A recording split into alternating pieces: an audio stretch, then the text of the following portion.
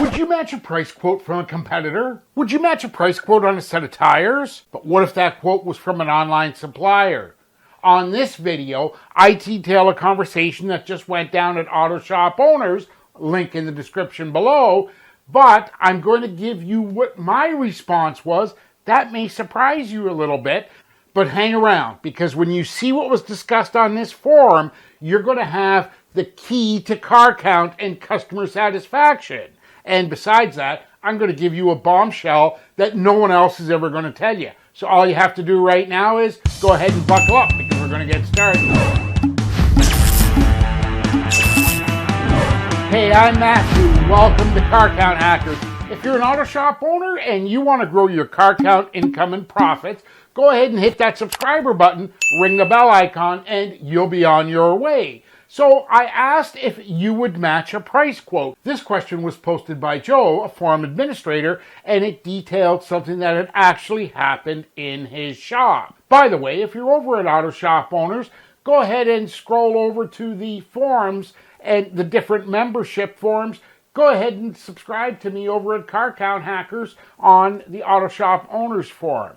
Joe started out his post by detailing something that happened in his shop. He started by saying, the other day, a customer asked my service advisor if he would price match a set of tires. The customer got an online quote from the internet, a local tire store known for discounting tires. Yeah, I know what you're saying. There's more and more of that happening. But in the comments below, I want you to follow along and tell me what you would do in these scenarios and how this is affecting your shop, because there's going to be a lot of people that see this video and there's a lot to learn from experiences you're having. But let's get back to Joe's post. Joe's post continued by saying, my rule, I don't price match. My prices are competitive and fair. He also goes on to ask, would you price match just to get the job and sacrifice profits?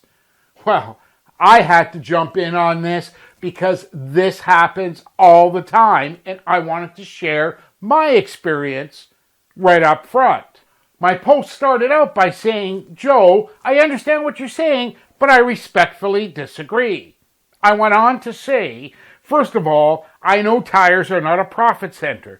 Additionally, you're correct about tire suppliers online.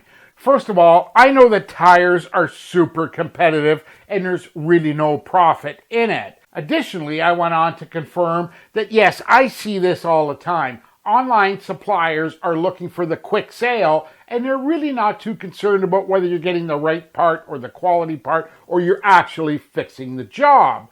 I get that. I also went on to say I understand that a real world shop with fixed overheads, employees, and everything else that goes with it can no way compete with online suppliers. That's when my post went a little bit sideways. I went on to explain, when I ran into this in my shop, I often offered a 100% price match guarantee for the same job.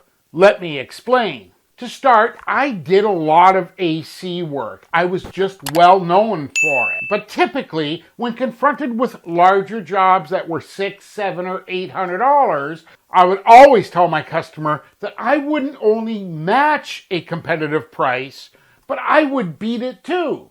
But the catch was, we had to be competing on the same job. Here's the rub. So many times repair shops are looking to grab the sale, get the customer to say yes, and they often don't do a complete job, or they don't offer that job right up front, exposing everything for the customer. This happened a whole lot on AC jobs when there was a compressor replacement and nobody did all the other supporting work, like orifice tube or expansion valve, receiver dryer, high side flush, all the supporting work that goes with it. So that's why I always told the customer that I wouldn't only match a competitive job, I would beat it. But it had to be the same job. Joe's reply to that starts with, Matthew, all great points. Hey, Joe, I really appreciate that. Joe carries on to say, before I would even entertain a price match, let's match it line by line. That's basically what I said. It's got to be the same job and you can compete. Joe's post wrapped up by saying, here's the bottom line. I don't sell parts and labor. I sell relationships and trust. Wait a second. Did you hear that? I sell relationships and trust. That's what it's all about. And what's the bombshell that you have to understand if you want to grow your car count? There isn't any app. There isn't any webinar. There isn't any training course.